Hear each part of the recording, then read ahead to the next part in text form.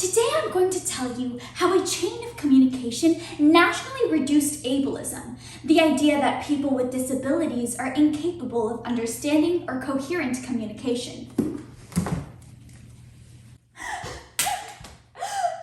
am I in this asylum? I'm not mentally ill, I'm just visually impaired. No, don't leave me here, I shouldn't be here, no! My name is Annie Sullivan. I'm 10 years old and I am visually impaired. My mother just died, and my father didn't want anything to do with me because of my visual impairment, so he dumped my younger brother and I in this asylum. Sissy, I want to leave. I hate this place. My little brother and I are so scared. The food makes us sick. There's rats everywhere. The keepers yell and hit at us. This is no place to live. Society is such. If you're blind or deaf or different, they don't like you as much. I can communicate, but my voice is squashed through ableism and hate.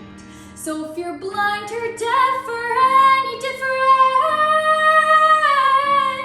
you're automatically not intelligent.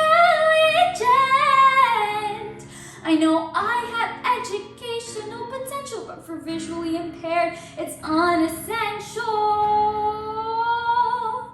Thousands of people are like me. They're blind, so they're deemed mad, and they're shut in asylums for eternity. 1878. The fate of some blind individuals who were shut in asylums changed because of Samuel Gridley Howe. Let's meet him. A common school education is within the grasp of all so handicapped. Blind children should not suffer from the lack of self-esteem. The New England Asylum shall be turned into the Perkins Institute for the Blind so that the blind can receive an education. The means to communicate is integral for the assimilation of the blind in society. Earlier, you saw Annie Sullivan suffering in an asylum.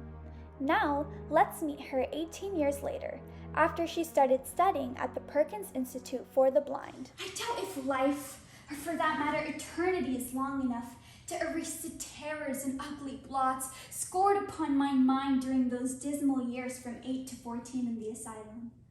But thanks to Samuel Gridley Howe, I was able to receive an education.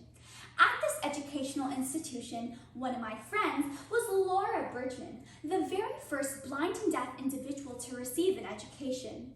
Living alongside Laura, I was able to understand a vast amount of communication techniques for people who were both blind and deaf.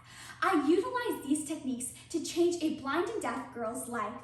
Yes, on March 3rd, 1887, I received a request to teach 7-year-old Helen Keller.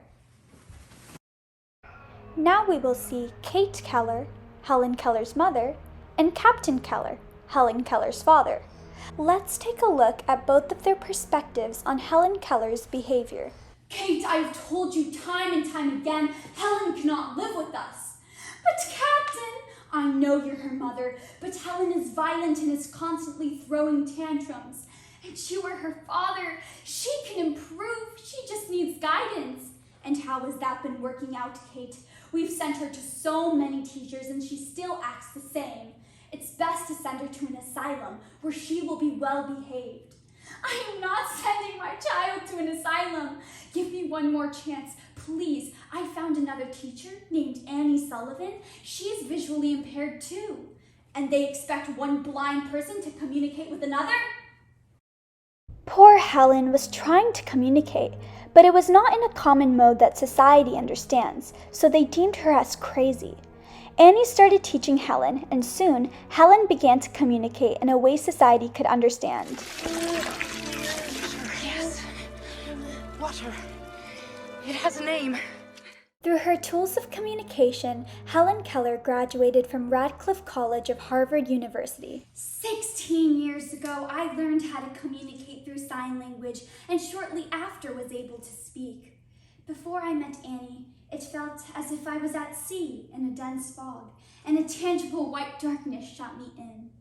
Without Annie, I would have spent the rest of my days in an asylum, alone and unable to communicate. Traditionally in society, communication is done through seeing and hearing, two things I cannot do.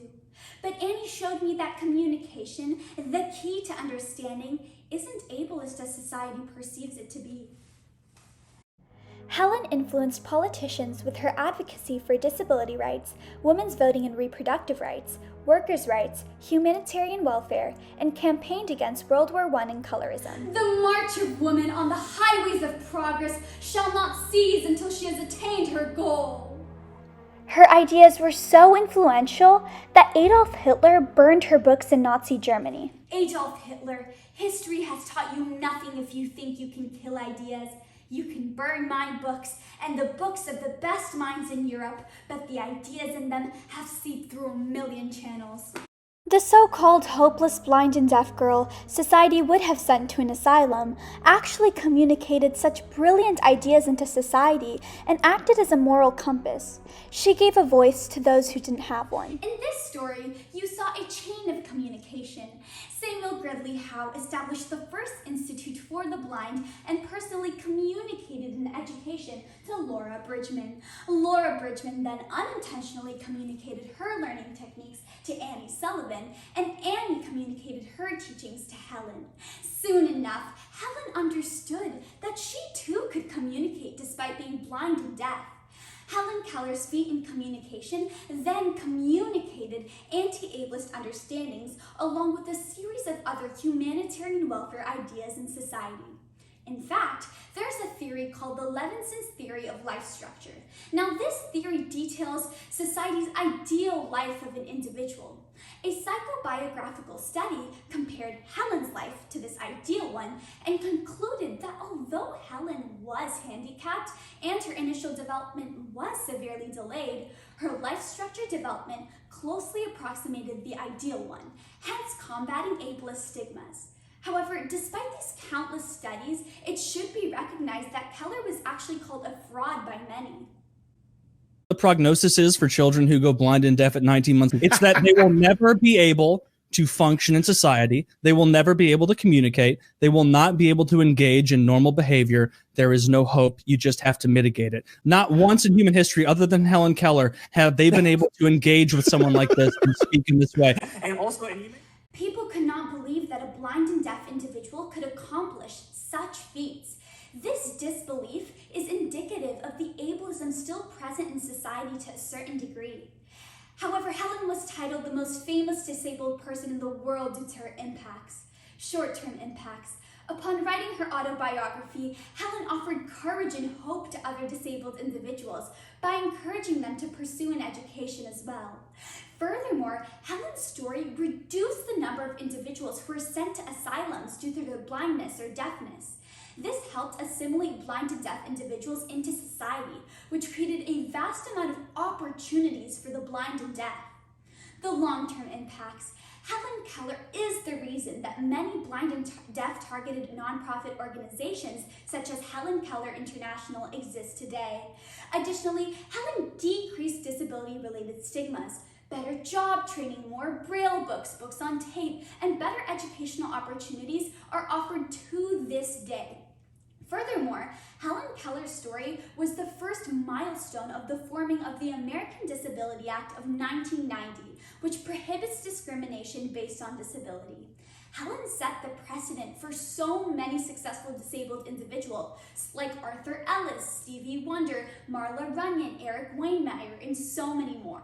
The main idea, however, is that before the early 1900s, thousands of visually or auditory impaired individuals were condemned to torturous lives in asylums with high mortality rates, primarily due to the lack of understanding by the public. Helen Keller's feat of communication communicated a new understanding in society that individuals with those impairments could actually communicate, assimilate, and contribute to society. This newfound understanding decreased ableist stigmas, humanized the blind and deaf, decreased the societal gap between individuals with and without disabilities, and created a vast amount of educational opportunities for all individuals with impairments.